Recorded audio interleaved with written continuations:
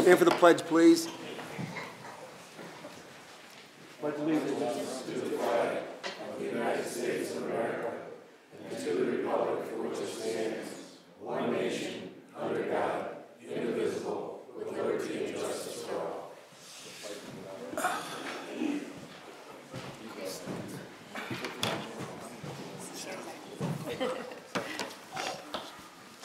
Welcome, everyone. This is Monday, October 15th. If you have any questions or concerns or business with this group, come up to this microphone right here. Tell us your name and address and what's on your mind.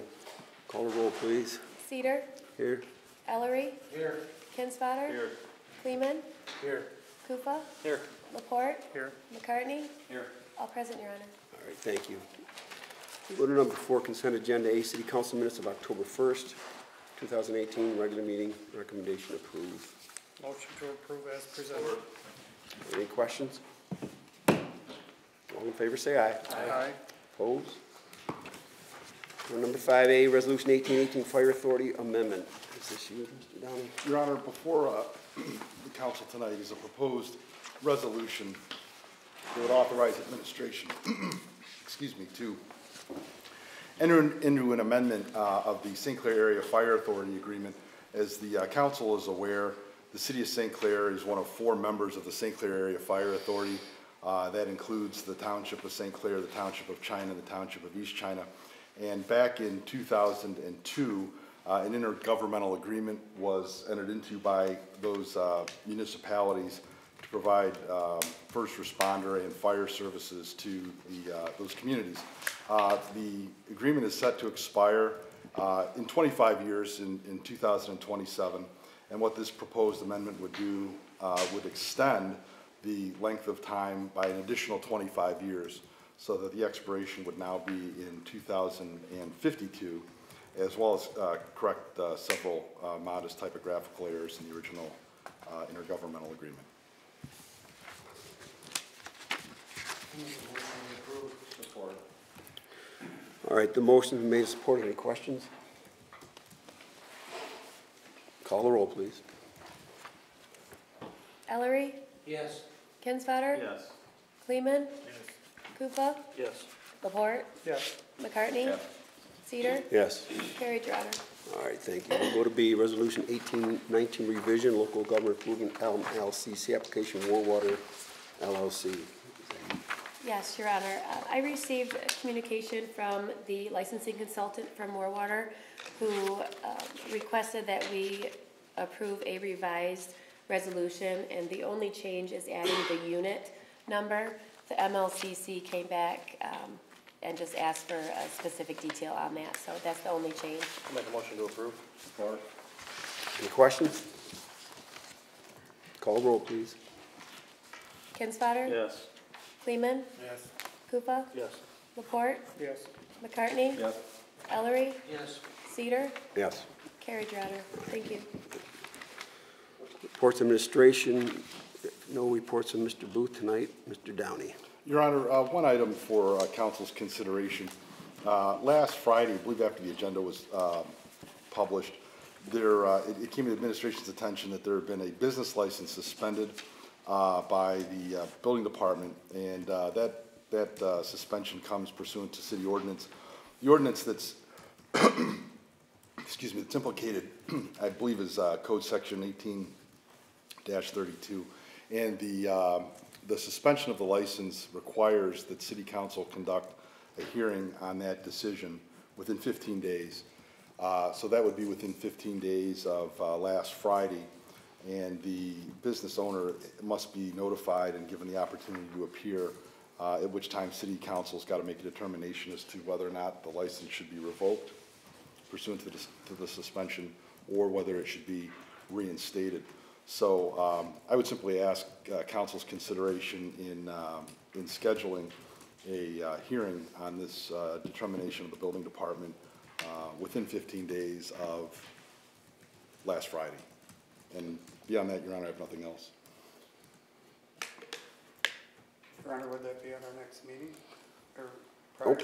It would have to be next Monday or the Monday after. Do you want to set a special meeting or next Monday? 7 o'clock? Well, the date would be What's the date? Next Monday is the 24th? Next Monday is the 22nd. 22nd. Can everybody do next Monday at 7? I can do that. Yeah. Do you need a motion, Your Honor? Yes. So moved. Support. All right, the motion is made, supported for a special meeting next Monday at 7 o'clock to determine the business license of Mr. Rube. All in favor, say aye. Aye. Opposed? All right, 7 o'clock next Monday. Do we have any city departments tonight? Yes, Your Honor. I just wanted to remind everybody of the general election on Tuesday, November 6th. Polls are open from 7 a.m. to 8 p.m. There is still time to apply for and receive your absent voter ballot. They're available here at City Hall or through the mail, of course. Registration has closed for the November 6th election. But registration is ongoing for all elections, so if you're not registered, please do so. You can check your status at michigan.gov/vote. Thank you. Chief? I just want to let you know publicly that the police department is going to be participating in No Shave November. And each officer will have to pay $50 for the privilege of violating policy and not shaving for the month of November. And we're going to give that money to kids in distress. So anybody else who wants to participate, they can just stop by the police department and write a check to kids in distress, and we'll give it to them all at the end of November. But I just want to let you know we're going to participate in that. Thank you, Chief. Beard and head too? Huh? Is that beard and skull? Yeah. Any other departments?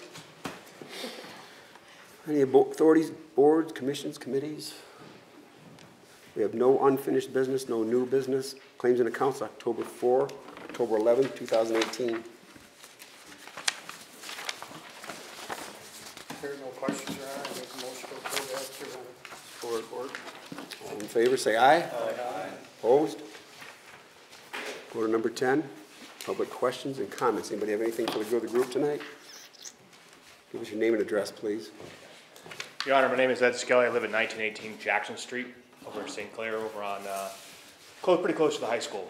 So I moved in about April of 2014, 2015 actually. I moved around a lot. I'd served 22 years in the active duty force in the United States Marine Corps and retired here. Chief, we've already had a phone conversation. Yes. And thank you for having the police officer out there today. I think he got there late. He did miss the high school kids. So I just want to bring up a public safety issue that we're having on the street. So Jackson is a very convenient shortcut from people that want to go down Kearney and bypass the four-way stop. Unfortunately, they do so at speeds ranging from 15 to 35. I think we caught one at one time about 40 miles an hour. Well, the issue is there's no sidewalks on this street, so there's nowhere safe to walk. Additionally, on the streets coming from Oakwood to Clinton to the high school, there is no crosswalk and no busing service for the high school students provided. So my son, and obviously you can see at the time of day it is when the kids need to go to school, there's no sidewalks safely for them to walk. It is unlit, poorly lit, as well as people decide that the optional stop sign at Jackson and Oakwood exists for them to choose or not choose to follow. Since my arrival into the town, prior to the chief's appointment and subsequently taking the job, I called several times. Nothing's been done about the issue. Shift change goes at 7 still? Okay, so school starts to commence and the pickup of traffic comes between 6:50 and about 7:15.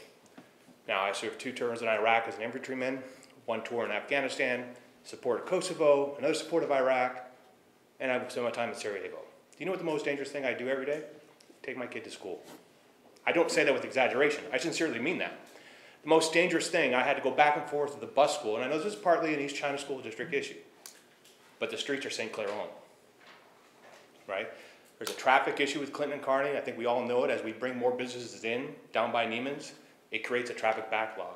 Ever try to turn left into McDonald's when the drive-in's full? It's a mess out there, and they're cutting down my street to do it. And the street down before by the Dodge dealership as well. It's a neighborhood issue.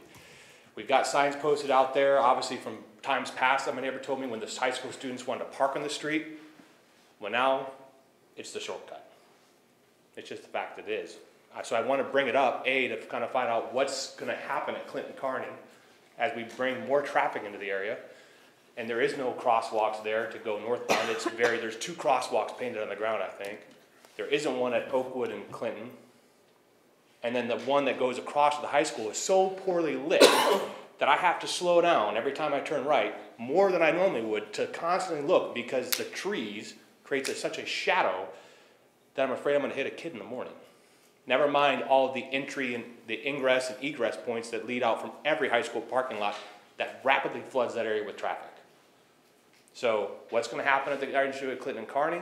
And then how are you gonna keep other kids safe? Because East China doesn't offer busing to high school students within a certain radius of the high school. So my kid's forced to walk. I drive them every day. But there's plenty of kids that do walk, and it's not safe. And it's off school property. So shift change goes at 7. We're trying to get officers down there. I haven't seen them down there yet in the last few weeks since we talked. I have been trying to work it through. We did see someone there today. My wife said they were pulling in, but you're missing all the enforcement, and it hasn't been enforced. We've got laws on for a reason. Either we need to have the state come down and survey the speed limit, which could raise it. I understand that that's a potential option. Or it needs to get lowered, or we need some sort of traffic signage and enforcement to keep people from speeding down my street. Because the road's not even that good of a state to be doing 25 as the speed limit is, let alone some of the speeds they're doing. I almost got taken out in my street last year by 4 teenagers in a black F-150. And it took everything in my power not to reach in and pull that teenager out of the driving seat and have a hands-on conversation with him. So either I need sidewalks, signage, and better crosswalks for people to actually walk in the city to school, an everyday activity, or have a conversation with each other. Ben, any questions for me? I appreciate your time. Can I have one? Ed, Sure. Ed, right? Ed, yep. So, is there a sign on Clinton, if you were going east on Clinton from the high school, that there's no right turn onto, Jackson? yeah, what do you, between, There are no turn signs in that area. There was a few years back, wasn't there? I feel like there was. I mean, they just replaced the street sign for Oakwood because I think someone took it or it was up for replacement, I don't know. But the street light there is poorly lit. There are no turn signs to redirect traffic. I'm not sure if a one-way, and to be honest, one-way is kind of a bad deal in some ways because it kind of inconveniences the residents to live down there. But it's not gonna be good. A traffic circle here, I know that it might infringe on some property lines and that could be a conversation that needs to be had. But there's a reason why Europe uses them. I lived in Spain for 3 years. I've lived all over the United States. I've seen different situations. But this isn't gonna get any better unless we do something about it now because you're bringing in more businesses. Hey, that's great, good for the economy, bad for the people that live right there. Had I known about the traffic there when I came in and looked, it was the middle of a school day, everything looked peaceful and quiet, I would have never bought a house there. What's your address? 1918 Jackson. I challenge anyone on the city council member to go about 6:50 and go hang out by the high school and watch the chaos that ensues. Been there, I know. Yeah, it's not any better. It's been a long. Never mind the erratic high schooler that wants to turn into you when you're in the parking lot. But that's a different thing. Thank you. I'm gonna get Mr. Booth myself, sit down, Thank chief, you. and we're Your gonna. Honor, can we maybe possibly ask the fire chief and the police chief to kind of come back and give us That's what I was gonna some talk to information Tim and what they tomorrow. might think Yeah. that we should do that? Yeah. All right, anybody else?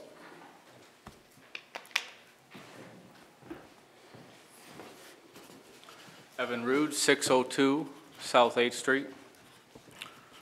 Last Friday, the city directed the chief of police to shut down my business and my livelihood. This board has hidden behind the argument that they failed to update the city master plan. This argument has 2 fatal flaws.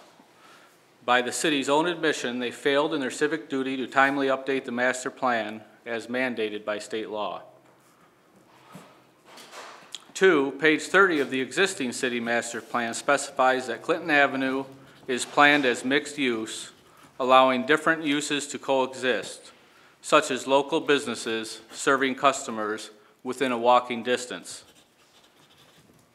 Page 38 of the current master plan encourage a mixed-use environment with a range of housing types and local businesses.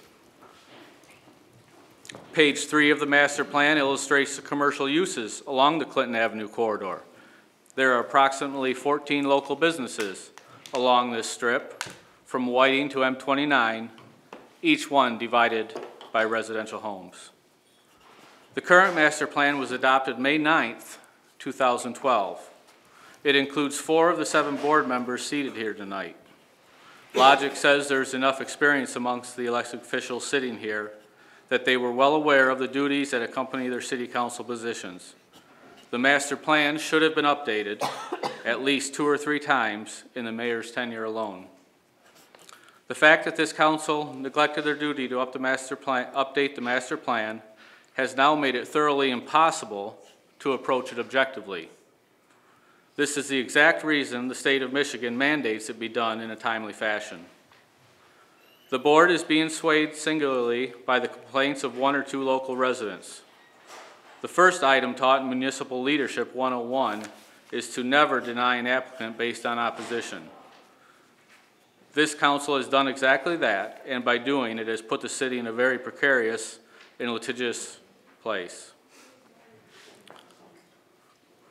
Ex parte meetings, Latin for one-on-one, are not only illegal, but a mayor should know better than to conduct such a thing with any applicant. However, last July, the mayor came to my house and said to me, and I quote, "Give me your argument as if you were standing before city council." At that time, I was unaware of this behavior as not only unacceptable and unethical, but also illegal. It's disturbing to see this council give special treatment to certain companies such as hotel chains, riverfront restaurants, and New Coney Islands by allowing public roads and parking lanes to be blocked off for their personal use. But a small barber, such as me, is not allowed to even use his own parking lot in the adjacent legal street parking and in no violation of local ordinance without constant harassment. I am a licensed professional, and the state of Michigan, which supersedes local law, enumerates in Article 11, Public Act 299, as amended to regulate the services of barbers in Michigan, states that barber services shall be rendered in premises licensed by the state. The intent of this law is to keep barbershops local and fully embedded within the community. This law also protects us from boards such as the one I now face. As a state licensed barber, I am in compliance with every part of the state's laws. The city of St. Clair erroneously forced me to apply for and pay to request a rezone in a circumstance where it was thoroughly unwarranted. The rezone has no bearing on the fact that my business is both legal and lawful in its present state. The Planning Commission is a recommended body. The fact that they wrongly recommended this board deny me somehow got this board wrongly focused and intent on keeping me out of business. Ultimately, both boards are responsible for the outlandish actions by both boards, but the buck stops with this board. Under state law, my residence is completely irrelevant to the location of my barber shop. Several board members have openly stated their opinions that they don't like my barber shop in its current location. However, personal preferences have no part of one's civic council responsibilities, and the loose running of the board has not only caused me great emotional, financial, and timely harm, but it has paved the way to a strong case against the city of St. Clair. The privileges and actions of this board have been so grossly misused and abused that if one weren't careful, someone might accuse it of being the good old boys club. Laws are laws, and even you must obey them. Sitting on the council is much more than walking in local parades, giving Memorial Day speeches, and voting with your gut. I cannot and will not continue to be harassed by the city of St. Clair and continue to lose wages and my livelihood. Thank you.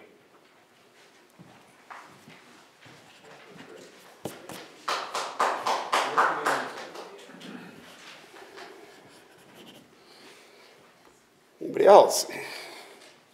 Said a lot of things there, Evan, and on some of that stuff I'm going to take issue with at the hearing because some of that stuff I think you've taken and turned a little bit. And that's okay, I understand your position. But we'll have our position too, and some of that stuff is just a little bit tweaked. But we'll deal with that. Anyway, anybody else? All right. Number 11, Mayor and Council comments and announcements. Anybody? I just got one question, Bill, for Paul. You changed Channel 6, the format? Our server that ran Channel 6, which we purchased in 2007, died about 2 weeks ago. And it ran it 24 hours a day, 7 days a week. 365 days a year for 11 years, so it served us well. We've got a new server which is offering information on the bottom and the side. I in fact have a class tomorrow morning at 10 a.m. to learn how to use it. So we'll be back to the bulletin board soon. Thank you. Thanks for asking. Anybody else?